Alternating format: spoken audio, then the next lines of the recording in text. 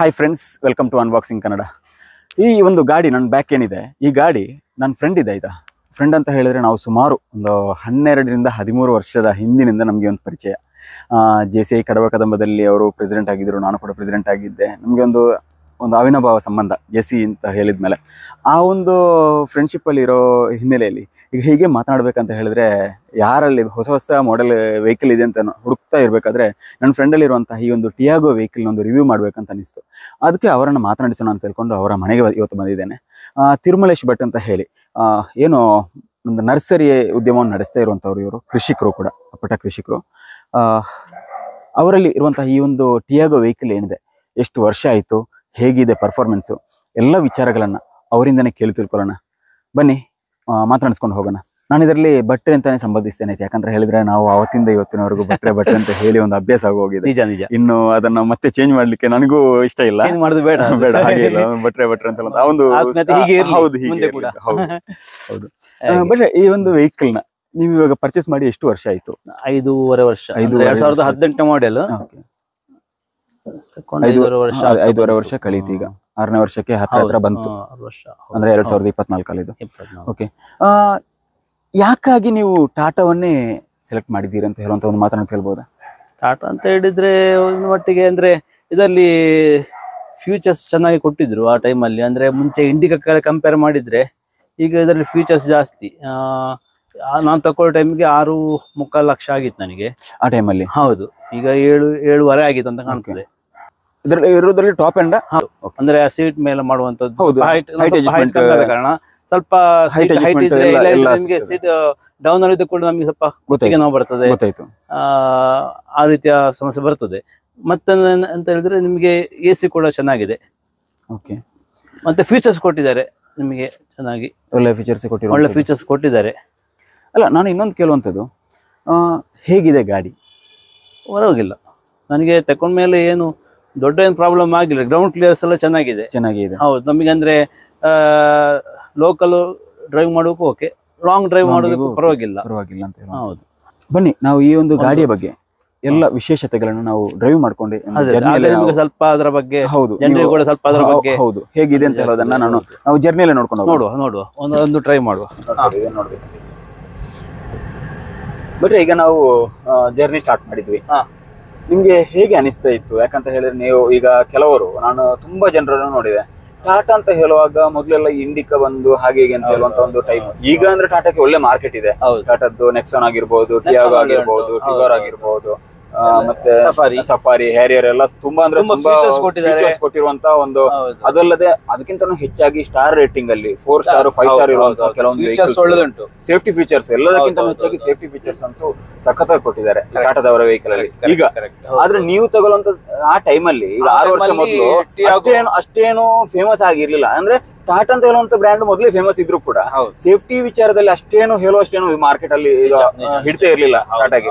ಆದ್ರೆ ನೀವು ಸಡನ್ ಆಗಿ ಹೋಗಿ ಟಾಟಾ ಕಂಪನಿಯನ್ನ ಯಾಕೆ ಸೆಲೆಕ್ಟ್ ಮಾಡಿದ್ರಿ ಅಂತ ಹೇಳುವಂತ ಒಂದು ನನಗೊಂದು ಕ್ಯೂರಿಯಾಸಿಟಿ ಆಯ್ತಾ ಕೇಳುವಂತದ್ದು. ಅದೇ ಆ ಟೈಮಲ್ಲಿ ನಾನು ತುಂಬಾ ಗಾಡಿ ಹುಡುಕ್ತಾ ಇದ್ದೆ, ಬೇರೆ ಗಾಡಿಯನ್ನ ಹುಡುಕ್ತಾ ಇದ್ದೆ. ಆ ಟೈಮಲ್ಲಿ ನನಗೆ ಹೀಗೆ ಟಿಯಾಗೋ ಒಮ್ಮೆ ನೋಡುವಾಗ ಟಿಯಾಗೋ ತಕೊಂಡ್ರೆ ಹೇಗಾಯ್ತು ಅಂತೇಳಿ ಆಯ್ತು ನನಗೆ ಮನಸ್ಸಿಗೆ. ನೀವು ಯಾವ್ದೆಲ್ಲ ಕಂಪನಿ ಇದನ್ನು ನೀವು ಯೂಸ್ ಮಾಡಿದ್ರಿ ಆ ಟೈಮಲ್ಲಿ? ಅಂದ್ರೆ ಯಾವ್ದೆಲ್ಲ ಕಾರಣ ನೀವು ಆ ಟೈಮಲ್ಲಿ ಹುಡುಕ್ತಾ ಇದ್ರಿ, ಅಂದ್ರೆ ಟೆಸ್ಟ್ ಡ್ರೈವ್ ಮಾಡಿದ್ರಿ? i20 ನೋಡಿದೆ ನಾನು, ಹುಂಡೈ. ಮತ್ತೆ ಶಿಫ್ಟ್ ನೋಡಿದೆ ಮಾರುತಿಯಲ್ಲಿ. ಹಾಗೆ ತಕೊಂಡಾಗ ನನಗೆ ಇದರ ಮೇಲೆ ಖುಷಿಯಾದ ಏನಂತ ಹೇಳಿದ್ರೆ, ನನಗೆ ಫ್ಯೂಚರ್ಸ್ ಜಾಸ್ತಿ ಸಿಕ್ತು. ಅಂದ್ರೆ ಆಗ ಆ ಟೈಮ್ ನಾವು ತಕೊಂಡ ಟೈಮಲ್ಲಿ 6.25 ಲಕ್ಷಕ್ಕೆ ಈ ಗಾಡಿ ಸಿಕ್ತು ನನಗೆ. ಇಷ್ಟೊಂದು ಫೀಚರ್ಸ್ ಬೇರೆ ಯಾವ ಗಾಡಿ? ಹೌದು, ಈ ರೇಟಿಗೆ ಫೀಚರ್ಸ್ ತುಂಬಾ ಫೀಚರ್ಸ್ ಕೊಟ್ಟಿದ್ರು. ಅದಕ್ಕೆ ನನಗೆ ಒಂದು ಖುಷಿ ಆಯ್ತು. ಮತ್ತೆ CC ಕೂಡ 1.2 CC ಪವರ್, ಮತ್ತೆ AC ಪವರ್ ಚೆನ್ನಾಗಿದೆ. ಸೀಟ್ ಕೂಡ ಫುಲ್ ಮೇಲೆ ಮಾಡುವಂತದ್ದು, ಸೀಟ್ ಹೈಟ್ ಅಡ್ಜಸ್ಟ್ಮೆಂಟ್ ಕೊಟ್ಟಿದ್ದಾರೆ. ಟೋಟಲ್ ಆಗಿ ನನಗೆ ಗಾಡಿ ಓಕೆ ಅಂತ ಹೇಳಿ ಆಯ್ತು, ನನಗೆ ತಕೊಳ್ಬಹುದು ಅಂತ ಹೇಳಿ ಆಯ್ತು. ಆ ರೇಟಿಗೆ ಅದೇ ನಾವು ಈಗ ಪ್ರತಿಯೊಂದು ಸಲ ಕೊಡುವಾಗ ಅದು ವ್ಯಾಲ್ಯೂ ಲೆಕ್ಕ ಹಾಕ್ತೀವಲ್ಲ ನಾವು, ಯಾವುದು ಬೆಟರ್ ಅಂತ ನಾವು ಲೆಕ್ಕ ಹಾಕಿ ಫೀಚರ್ಸ್ ಆಗಿರ್ಬೋದು, ಅಥವಾ ನಮಗೆ ಮೈಲೇಜ್ ಈಗ ನನಗೀಗ ಲೋಕಲ್ಗೆ 16, ಅದೇ 16 ಮೈಲೇಜ್ ಮತ್ತೆ ನಾವು ಲಾಂಗ್ ಹೋದ್ರೆ ಒಂದು 18ರಿಂದ 19 ಮೈಲೇಜ್ ಸಿಗ್ತದೆ ನನಗೆ ಲಾಂಗ್ ಅಲ್ಲಿ. ಈಗ ಲಾಂಗ್ ಅಂತ ಹೇಳಿದ್ರೆ ಒಟ್ಟು ನೀವು ಎಷ್ಟು ಲಾಂಗ್ ಹೋಗಿದ್ರಿ ಈ ಗಾಡಿಯಲ್ಲಿ ನೀವು? ಬ್ಯಾಂಗ್ಳೂರಿಗೆ ಹೋಗಿದ್ದೇನೆ ನಾನು. ಬ್ಯಾಂಗ್ಳೂರಿಗೆ ಹೋಗಿದ್ದೇನೆ, ಮತ್ತೆ ಮೈಸೂರು, ಮತ್ತೆ ಕಣ್ಣೂರವರೆಗೆ ಹೋಗಿದ್ದೇನೆ. ಕೇರಳ ಕಣ್ಣೂರಿಗೆ ಹೋಗಿದ್ರು. ಲಾಂಗ್ ಜರ್ನಿಯಲ್ಲಿ ಹೇಗೆ ಏನಿಲ್ಲ, ಸುಸ್ತ ಮಟ್ಟಿಗೆ ಏನ್ ತೊಂದರೆ ಇಲ್ಲ, ಒಳ್ಳೆ ಆರಾಮ ಜರ್ನಿ. ಸುಸ್ತ ಆಗುದಿಲ್ಲ ನಿಮಗೆ. 300-400 ಕಿಲೋಮೀಟರ್ ಹೋದ್ರು ಕೂಡ ಏನು ಗೊತ್ತೇ ಆಗುದಿಲ್ಲ. ಎಸಿ ಕೂಡ ಅಷ್ಟೇ ಪವರ್ಫುಲ್, ಎಸಿ ಕೂಡ ಪವರ್ಫುಲ್ ಎಸಿ ಮಟ್ಟಿಗೆ ಏನ್ ತೊಂದರೆ ಇಲ್ಲ. ಇಲ್ಲ ಟಿಯಾಗೋ ಅಂತ ಹೇಳುವಾಗ ಈಗ ಅಂತೂ ಟಿಯಾಗೋ ಎಲ್ಲ ಒಳ್ಳೆ ಡಿಮಾಂಡ್ ಇರುವಂತಹ ಮಾರ್ಕೆಟ್ ಅಲ್ಲಿ. ಟಿಯಾಗೋ ಆಗಿರ್ಬೋದು, ನೆಕ್ಸಾನ್ ಆಗಿರ್ಬೋದು, ಆಮೇಲೆ ಪಂಚವಂತ್. ಹೌದು, ಪಂಚ್ ಕೂಡ ತೊಂದರೆ ಇಲ್ಲ. ಹೌದು, ಅದೇ ಪಂಚ್ ಕೂಡ ಒಳ್ಳೆ ಇದು ಕೊಟ್ಟಿದ್ದಾರೆ. ಅಲ್ಲ ಟಾಟಾದವರ ವೆಹಿಕಲ್ ಅಂತ ಹೇಳ್ಬೇಕಂತ ಹೇಳಿದ್ರೆ ಆ ಒಂದು ಏನು ಸೇಫ್ಟಿ ವಿಚಾರ ಮುಂಚಿನ ಈಗ ಇಂಡಿಕಾ ಕಂಪೇರ್ ಮಾಡಿದ್ರೆ, ಹೌದು ಈಗ ಅಲ್ಲ ಇಂಡಿಕಾ ಅಂತ ಹೇಳುವಾಗ ಆ ಒಂದು ಮಾರ್ಕೆಟ್ ಡಿಫ್ರೆಂಟ್ ಮಾರ್ಕೆಟ್ ಇಂಡಿಕಾ, ಆದ್ರೆ ಇದನ್ನು ಅದಕ್ಕೆ ಟ್ಯಾಕ್ಸಿಗೆ ಬಿಡ್ತಿದ್ರು. ಹೌದು, ಅದೇ ಅದೇ ಅದೇ ಜಾಸ್ತಿ ಜಾಸ್ತಿ ನಿಮಗೆ ಫ್ಯಾಮಿಲಿ ಯೂಸ್ಗೆ. ಅದೇ ಅದೇ ಅದೇ ಫ್ಯಾಮಿಲಿ ಯೂಸ್ಗೆ. ಅಂದ್ರೆ ನಿಮ್ಗೆ ಈಗ ಸೆಡಾನ್ ಆದ್ರೆ ನಿಮಗೆ ಸಿಟಿಯಲ್ಲಿ ಸ್ವಲ್ಪ ಕಷ್ಟ. ಹೌದು, ಅಲ್ಲ ನಮ್ಗೆಲ್ಲ hatch back best. Hatch back ಆದ್ರೆ ನಿಮಗೆ ಸಿಟಿಗೂ ಆಗ್ತದೆ, ಈಚೆ ಲಾಂಗ್ ಡ್ರೈವ್ಗೂ ಆಗ್ತದೆ. ಹೌದು ಹೌದು ಹೌದು, ಎರಡಕ್ಕೂ ನಮ್ಗೆ ಯೂಸ್ ಆಗುವ ಹಾಗೆ. ಹೌದು, ಅದೇ ನನಗೆ ಸೆಡನ್ಗಿಂತಲೂ ನನಗೆ ಎಂತ ಹ್ಯಾಚ್ ಬ್ಯಾಕ್ ನನಗೆ ಖುಷಿ ಆಗುದು. ಯಾಕಂತ ಹೇಳಿದ್ರೆ ಪಾರ್ಕಿನ ಮಟ್ಟಿಗೆ ಸಿಟಿಯಲ್ಲಿ ಹೋದ್ರೆ ಈಗ ಹೌದು ಅದಕ್ಕೆ ಪಾರ್ಕಿನ ಮಟ್ಟಿಗೆ ಅದೇ ನಾವು ಸಿಟಿಗೆ ಹೋದಾಗ ನಮ್ಗೆ ಅಂದ್ರೆ ಅನುಭವಿಸೋ ತೊಂದರೆ ಅಂತ ಹೇಳಿದ್ರೆ ಮೇನ್ ಆಗಿ ಪಾರ್ಕಿಂಗ್ ವಿಚಾರ. ಹೌದು, ನಮ್ಗೆ ಹ್ಯಾಚ್ ಬ್ಯಾಕ್ ಸ್ವಲ್ಪ ಕಷ್ಟ ಆಗ್ತದೆ ನಮಗೆ ಸಿಟಿ ಹೋದಾಗ. ಒಟ್ಟಿನಲ್ಲಿ ನೀವು ಈಗ ಈ ಟಾಟಾ ಗಾಡಿಯಲ್ಲಿ ತುಂಬಾ ಖುಷಿ ಅಂತಾನೆ ಅನ್ಕೋತೀರಿ? ಹೌದು, ತೊಂದ್ರೆ ಇಲ್ಲ, ಹ್ಯಾಪಿ. ಅಲ್ಲ ಈಗ ಈ ಟಾಟಾದವರ ಟಿಯಾಗೋ ವೆಹಿಕಲ್ ನ ಪರ್ಟಿಕ್ಯುಲರ್ ಆಗಿ ಟಿಯಾಗೋ ವೆಹಿಕಲ್ ನ ಪರ್ಚೇಸ್ ಮಾಡೋವರಿಗೆ ನಿಮ್ಮ ಏನಾದ್ರು ಕಿವಿಮಾತು ಅಂತ ಹೇಳೋದಿದ್ರೆ? ತಗೊಳ್ಬಹುದು, ತೊಂದ್ರೆ ಇಲ್ಲ. ಸಣ್ಣ ಫ್ಯಾಮಿಲಿಗೆ ಒಳ್ಳೆ ಕಾರು. ಹೌದು, ಒಳ್ಳೆ ಕಾರು. ಈಗ ಟಾಟಾ ಅಂತ ಹೇಳುವಾಗ ನಮ್ಮ ದಕ್ಷಿಣ ಕನ್ನಡ ಮತ್ತೆ ಈ ಉಡುಪಿ, ಹಾಸನ ಈ ಒಂದು ಬೆಲ್ಟ್ ಅಲ್ಲಿ ನಾವು ನೋಡ್ಬೇಕಂತ ಹೇಳಿದ್ರೆ ನಮ್ಗೆ ಮೇನ್ ಆಗಿ ಸರ್ವಿಸ್ ವಿಚಾರದಲ್ಲಿ ತುಂಬಾ ಅಂದ್ರೆ ತುಂಬಾ ಸಮಸ್ಯೆ. ಯಾಕಂದ್ರೆ ನಾನು ಕೂಡ ಒಂದು 3-4 ವರ್ಷ ಟಾಟಾದ ವೆಹಿಕಲ್ ಯೂಸ್ ಮಾಡಿದ್ದೆ. ನನಗೆ ಟಾಟಾ ನ್ಯಾನೋ ಇತ್ತು. ಬಟ್ ನನಗೆ ಅಂದ್ರೆ ಸರ್ವಿಸ್ ಅಂತ ಹೇಳುವಾಗ ತುಂಬಾ ಅಂದ್ರೆ ತುಂಬಾ ಸಮಸ್ಯೆ ಎದುರಿಸಿದ್ದೀನಿ ನಾನು. ನೀವು ಆತರ ಏನಾದ್ರು ಸಮಸ್ಯೆಯನ್ನು ಎದುರಿಸ್ತಾ ಇದ್ದೀರಾ? ಸಮಸ್ಯೆ ಅಂತ ಹೇಳಿದ್ರೆ ನನಗೆ ಇದೀಗ ಒಂದು 35,000 ಕಿಲೋಮೀಟರ್ ರನ್ ಆದಾಗ ಒಮ್ಮೆ ಲೈನರ್ ಹೋಗಿತ್ತು, ಮತ್ತೊಮ್ಮೆ ಹ್ಯಾಂಡ್ ಬ್ರೇಕ್ ಕೂಡ ಕೇಬಲ್ ಹೋಗಿ ನನಗೆ ಪ್ರಾಬ್ಲಮ್ ಆಯ್ತು ಒಮ್ಮೆ ದಾರಿಯಲ್ಲಿ. ಏನು ಮಾಡ್ಲಿಕ್ಕೆ ಆಗ್ಲಿಲ್ಲ. ಮತ್ತೆ ಲಾಸ್ಟಿಗೆ ನಮ್ಮ ಫ್ರೆಂಡ್ ಒಬ್ರು ಎಲ್ಲ ಟೈರ್ ಅನ್ನೆಲ್ಲ ಇದು ಮಾಡಿ ಬಿಚ್ಕೊಟ್ಟು ಮತ್ತೆ ವಾಪಸ್ ನಾನು ಔಟ್ ಸೈಡ್ ಮಾಡಿಸಿದೆ. ಇಲ್ಲಿ ಒಂದು ವೇಳೆ ಈಗ ನಾವು ಏನೋ ಹೇಳ್ತಾ ಇದ್ರೆ ನಾವು ಲಾಂಗ್ ಜರ್ನಿ ಹೋಗುವಾಗ ಇಲ್ಲಿ ಫ್ಯಾಮಿಲಿ ಎಲ್ಲ ಇದ್ರೆ ಅರ್ಧದಲ್ಲಿ ಬಾಕಿ ಆದ್ರೆ ಪ್ರಾಬ್ಲಮ್ ಅಂತ ಏನ್ ಮಾಡ್ಲಿಕ್ಕೆ ಆಗುದಿಲ್ಲ. ಅದೊಂದು ಸರ್ವಿಸ್ ನ ಮಟ್ಟಿಗೆ ಸ್ವಲ್ಪ ನಮಗೆ ಸಮಸ್ಯೆ ಈಗಲೂ ಇದೆ. ಹೌದು, ಆದ್ರೆ ಈಗ ಮಂಗಳೂರಲ್ಲಿ ಹೊಸ ಶೋರೂಮ್ ಕೂಡ ಬೇರೆ ಒಂದು ಆಗಿದೆಯಲ್ಲ, ಕಣ್ಣೂರ್ ಹತ್ರ. ಹೌದು, ಅಡ್ಯಾರ್ ಕಣ್ಣೂರ್ ಹತ್ರ ಆಗಿದೆ. ನೀವು ಅಲ್ಲಿ ಸರ್ವಿಸ್ ಇದುವರೆಗೂ ಕೊಡ್ಲಿಲ್ಲ. ನಾನು ಪುತ್ತೂರಲ್ಲಿ, ಯಾಕಂದ್ರೆ ನಮ್ಗೆ ನಿಯರ್ ಬೈ ಸುಲಭ ಆಗುತ್ತೆ. ಅವತ್ತು ನಮಗೆ ಕ್ಲಚ್ ಕೇಬಲ್ ಕಟ್ ಆಗಿತ್ತು. ಬಂದು ಈಗ ಒಟ್ಟು ಎಷ್ಟು ಕಿಲೋಮೀಟರ್ ನೀವು ಇದರಲ್ಲಿ ಡ್ರೈವ್ ಮಾಡಿದ್ರಿ? 54,000 ಕಿಲೋಮೀಟರ್ ನನಗೆ ಪರವಾಗಿಲ್ಲ. 54,000 ಕಿಲೋಮೀಟರ್ ನನಗೆ ಪ್ರಾಬ್ಲಮ್ ಬರ್ಲಿಲ್ಲ. ನಿಮ್ಗೆ ಎವರೇಜ್ ನೋಡಿದ್ರೆ ಒಂದು ವರ್ಷದಲ್ಲಿ 10,000 ಕಿಲೋಮೀಟರ್ ಓಡಿಸ್ತಾ ಇದ್ದೀರಿ. ಅಂದ್ರೆ ಸಣ್ಣ ಮಟ್ಟಲ್ಲಿ ನೋಡೋದಾದ್ರೆ ಒಳ್ಳೆ ಗಾಡಿ ಅಂತಾನೆ ಹೇಳ್ತೀರಿ? ಒಳ್ಳೆ ಗಾಡಿ ಅಂದ್ರೆ ಸ್ವಲ್ಪ ರಿಪೇರಿ ಬರ್ತದೆ, ಅದು ಎಲ್ಲ ಗಾಡಿಯಲ್ಲಿ. ಯಾಕಂತ ಹೇಳಿದ್ರೆ ಅದು ಇದ್ದದ್ದು ನಿಮ್ಗೆ ಈ ಕ್ಲಚ್ ಇದ್ದು ಲೈನರು ಅದೆಲ್ಲ ಬರುವಂತದ್ದೇ. ಅದೆಲ್ಲ ಗಾಡಿಯಲ್ಲಿ ಸಾಮಾನ್ಯ ಬರುವಂತದ್ದೇ. ನಾವು ಅಷ್ಟು ಹೌದು, ವರ್ಷಕ್ಕೊಂದು 2 ಸಲ ಸರ್ವಿಸ್ ಮಾಡಿಕೊಂಡಿದ್ರೆ ಮತ್ತೆ ಏನ್ ದೊಡ್ಡ ಪ್ರಾಬ್ಲಮ್ ನನಗೆ ನಮ್ಮ ಲೆಕ್ಕದಲ್ಲಿ 1 ಲಕ್ಷಕ್ಕವರೆಗೆ ನಮಗೆ ಏನು ಬರ್ಲಿಕ್ಕೆ ಇಲ್ಲ. ಪೆಟ್ರೋಲ್ ಗಾಡಿಯಲ್ಲಿ ಅಷ್ಟು ಹೇಳುವಷ್ಟು ಪೆಟ್ರೋಲ್ ಗಾಡಿಯಲ್ಲಿ ಸರ್ವಿಸ್ ಕೂಡ ಬರೋದಿಲ್ಲ, ಸರ್ವಿಸ್ ಕಾಸ್ಟ್ ಕೂಡ ಕಡಿಮೆ. ಈಗ ನೀವು ಒಂದ್ಸಲ ಸರ್ವಿಸ್ ಮಾಡಿಸ್ಬೇಕಂತ ಹೇಳಿದ್ರೆ ಎಷ್ಟು ಸರ್ವಿಸ್ ಕಾಸ್ಟ್ ಎಷ್ಟು ಬರ್ತದೆ? 6-7 ಸಾವಿರ ಬರ್ತದೆ ಅಷ್ಟೇ. 7,000, 10,000 ಕಿಲೋಮೀಟರ್, 15,000 ಕಿಲೋಮೀಟರ್ ಆಯಿಲ್ ಚೇಂಜ್ ಇತ್ತು. ಎಷ್ಟು? 15,000 ಕಿಲೋಮೀಟರ್ ಒಮ್ಮೆ. ಶೋರೂಮ್ ಅಲ್ಲಿ 15,000 ಕಿಲೋಮೀಟರ್ ಒಂದ್ಸಲ ಆಯಿಲ್ ಚೇಂಜ್ ಮಾಡ್ಬೇಕಂತ ಹೇಳಿ. ಹೌದು, ಅದು ವರ್ಷಕ್ಕೊಮ್ಮೆ ಮಾಡಿಸ್ತದೆ. ಮತ್ತೆ ನಿಮ್ಗೆ ಈ ಟಾಟಾದ ಗಾಡಿಯಲ್ಲಿ ಹೆಚ್ಚು ಲೈಕ್ ಆಗಿರುವಂತ ಫೀಚರ್ಸ್ ಅಂತ ಹೇಳಿದ್ರೆ ಯಾವ್ದು ನೀವು ಅದನ್ನ ನೋಟಿಸ್ ಮಾಡ್ತೀರಿ? ರೋಡ್ ಗ್ರಿಪ್ ಒಳ್ಳೆದುಂಟು. ರೋಡ್ ಗ್ರಿಪ್ ಒಳ್ಳೆದುಂಟು. ಆಮೇಲೆ AC ಪರವಾಗಿಲ್ಲ. ಮತ್ತೆ ಪಿಕಪ್ ಸ್ವಲ್ಪ ಕಮ್ಮಿ. ಓವರ್ಟೇಕ್ ಮಾಡುವಾಗಲ್ಲ ಅಂದ್ರೆ ಸಾಕಾಗುದಿಲ್ಲ, ಅಷ್ಟು ದಮ್ಮು ಬರುದಿಲ್ಲ.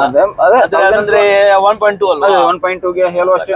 ಅಂದ್ರೆ ಡೀಸೆಲ್ ಗಾಡಿ ಮತ್ತು ಪೆಟ್ರೋಲ್ ಗಾಡಿ ಕಂಪೇರ್ ಮಾಡಿದ್ರೆ ಪೆಟ್ರೋಲ್ ಅಲ್ಲಿ ಈಗ ನಾನು ಸ್ವಿಫ್ಟ್ ಬಿಟ್ಟಿದ್ದೇನೆ, ಅದಕ್ಕೆ ಮತ್ತೆ ಅದಕ್ಕೆ ಇದಕ್ಕೆ ಕಂಪೇರ್ ಮಾಡಿ ಸೇಮ್. ಅಲ್ಲ, ಪೆಟ್ರೋಲ್ ಗಾಡಿ ನಿಮ್ಗೆ 1200 ಅಂತ ಹೇಳುವಾಗ ಅದೇ ಒಂದೇ ರೀತಿ ಇರುತ್ತೆ.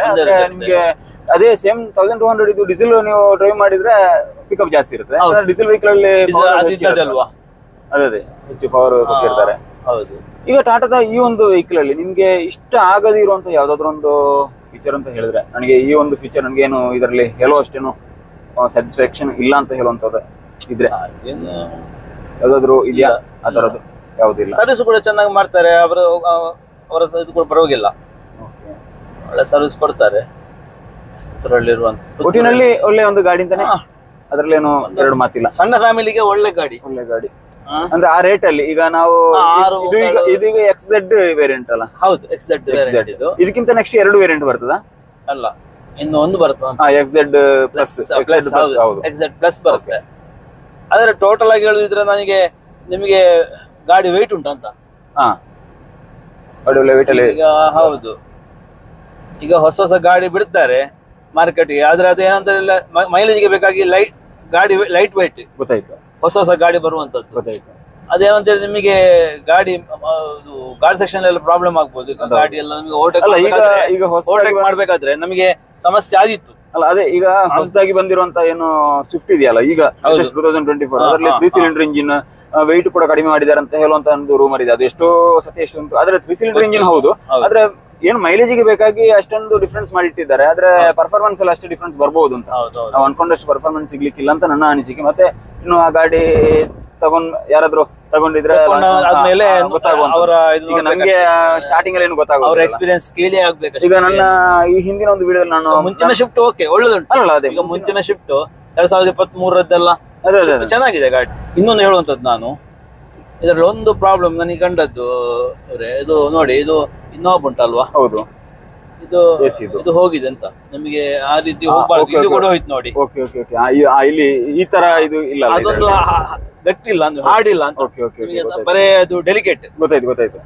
ಅದೊಂದು ಸ್ವಲ್ಪ ಅವರು ಸ್ವಲ್ಪ ಇಷ್ಟೊಂದು ಹೆವಿ ಅಂತ ಹೇಳ್ಬೇಕಾದ್ರೆ ಇದು ಅಲ್ಲಿಂದ ಅಲ್ಲಿಗೆ ಕ್ವಾಲಿಟಿ ಕಡಿಮೆ ಮಾಡಿ ಈಗ ಮುಟ್ಟಿದ ಕೂಡಲೇ ಅದು ಅಂತ. ಗೊತ್ತಾಯ್ತು. ಅದೊಂದು ಸ್ವಲ್ಪ ಕ್ವಾಲಿಟಿ ಕೊಡ್ಬೇಕಿತ್ತು ಅವರು. ಅದು ನಾವು ವಾಪಸ್ ಸೆಟ್ ಆಗ್ಬೇಕಾದ್ರೆ ಅದಕ್ಕೆ 3000 ರೂಪಾಯಿ ಕೊಡ್ಬೇಕು. ಅಲ್ಲ, ಅದೇ ವಿಷಯ ಹೌದು. ಆದ್ರೆ ಕ್ವಾಲಿಟಿ ಕೊಟ್ರೆ ಅದೇನು ಪ್ರಾಬ್ಲಮ್ ಬರ್ಲಿಕ್ಕಿಲ್ಲ. ಈಗ ಸೇಫ್ಟಿ ವಿಚಾರಕ್ಕೆ ಬರ್ಬೇಕಾದ್ರೆ ಟಾಟಾದವ್ರದ್ದು ಗಟ್ಟಿ ಗಾಡಿ ಹೇಳುವಾಗ ಇದನ್ನು ಕೂಡ ಅವರು ಗಟ್ಟಿಯಲ್ಲಿ ಕೊಡ್ಬೇಕಿತ್ತಂತ, ಅದೊಂದು ಸಮಸ್ಯೆ ಅಂತಾನೆ ಹೇಳ್ಬೋದಲ್ಲ. ಹೌದು, ಈಗ ಶಿಫ್ಟ್ ನಲ್ಲೆಲ್ಲ ನಿಮಗೆ ನೋಡಿ ಬಾರಿ ಗಟ್ಟಿ. ಹೌದು, ಏನಾಗುದಿಲ್ಲ. ಹೌದು.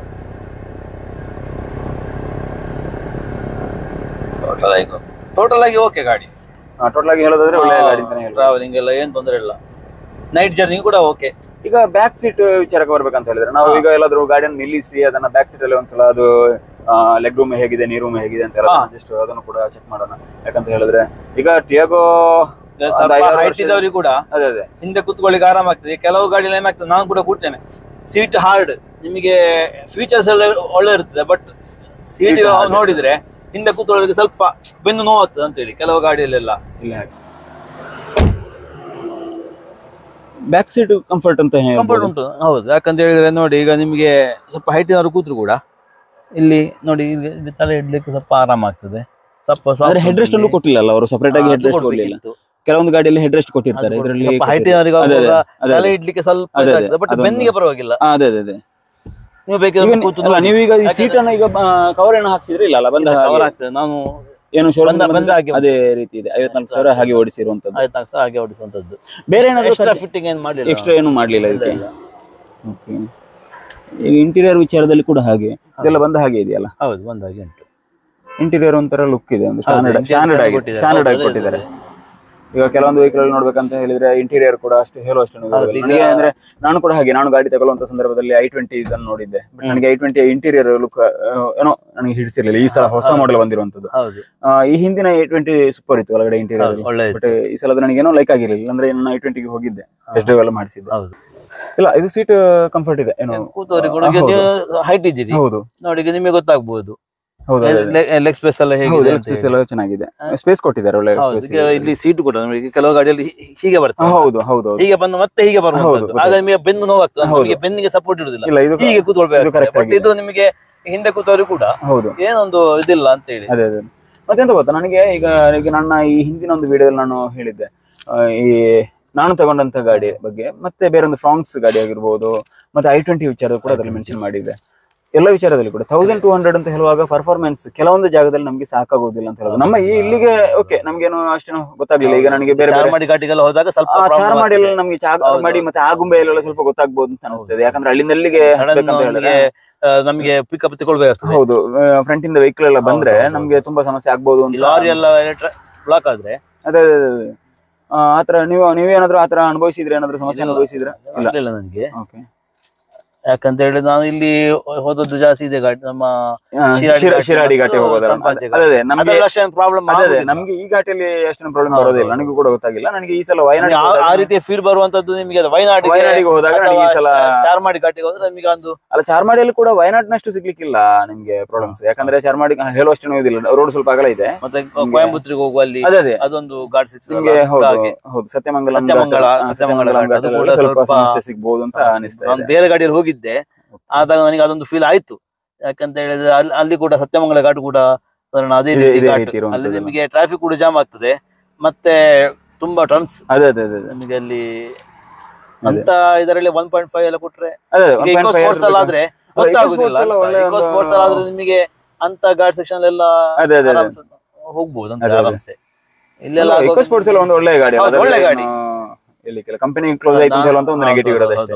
ಇಲ್ಲಾಂದ್ರೆ ಒಳ್ಳೆ ಗಾಡಿನೇ ಅಲ್ಲ, ಅದು ಒಳ್ಳೆ ಗಾಡಿ, ಅದರಲ್ಲಿ ಏನು ಒಟ್ಟಿನಲ್ಲಿ ನೀವು ಹೇಳ್ಬೇಕಂತ ಹೇಳಿದ್ರೆ ನಿಮ್ಗಂತೂ ಒಂಥರ ಸ್ಯಾಟಿಸ್ಫ್ಯಾಕ್ಷನ್ ಕಸ್ಟಮರ್. ನನಗೆ ಹ್ಯಾಪಿ ಇದರಲ್ಲಿ. ಓಕೆ, ಇಂದಿನ ಈ ವಿಡಿಯೋ ನಾವು ಮುಗಿಸುವಂತ ಸಮಯಕ್ಕೆ ಬಂದಿದ್ದೇವೆ. ಇಷ್ಟೊತ್ತು ತಮ್ಮ ಅಮೂಲ್ಯದ ಮಾಹಿತಿಯನ್ನು ನೀವು ನಮಗಾಗಿ ನೀಡಿದ್ರಿ, ಧನ್ಯವಾದಗಳು. ವೀಕ್ಷಕರೇ, ನೀವೇನಾದ್ರೂ ಈ ತರ ಟಿಯಾಗೋ ವೆಹಿಕಲ್ ನ ಯೂಸ್ ಮಾಡ್ತಾ ಇದ್ರೆ ನಿಮ್ಗೆ ಅದರಲ್ಲಿ ಲೈಕ್ ಆಗಿರುವಂತಹ ಫೀಚರ್ಸ್ ಏನೇನಿದೆ, ಇಷ್ಟ ಆಗದೇ ಇರುವಂತಹ ಫೀಚರ್ಸ್ ಏನೇನಿದೆ, ಎಲ್ಲ ವಿಚಾರಗಳನ್ನ ಕಮೆಂಟ್ ಮಾಡಿ. ನಮ್ಮ ವೀಕ್ಷಕರಿಗೆ ಯಾರಾದರೂ ಇನ್ನೂ ಹೊಸದಾಗಿ ಟಾಟಾದವ್ರದ್ದು ಟಿಯಾಗೋ ಪರ್ಚೇಸ್ ಮಾಡೋವರಿಗೆ ಸ್ವಲ್ಪನಾದರೂ ಅದರ ಒಂದು ಫೀಡ್ಬ್ಯಾಕ್ ಸಿಗ್ಬೋದು ಅಂತ ನನ್ನ ಭಾವನೆ. ನೀವು ನಮ್ಮ ಚಾನಲನ್ನು ಸಬ್ಸ್ಕ್ರೈಬ್ ಮಾಡಿಲ್ಲ ಅಂದರೆ ಈಗಲೇ ಸಬ್ಸ್ಕ್ರೈಬ್ ಮಾಡಿ, ಪಕ್ಕದಲ್ಲಿರುವ ಬೆಲ್ ಐಕಾನನ್ನು ಟ್ಯಾಪ್ ಮಾಡಿ ಸಪೋರ್ಟ್ ಮಾಡಿ ಅಂತ ಹೇಳ್ತಾ ಮುಂದಿನ ವಿಡಿಯೋದೊಂದಿಗೆ ಮತ್ತೆ ಭೇಟಿಯಾಗೋಣ.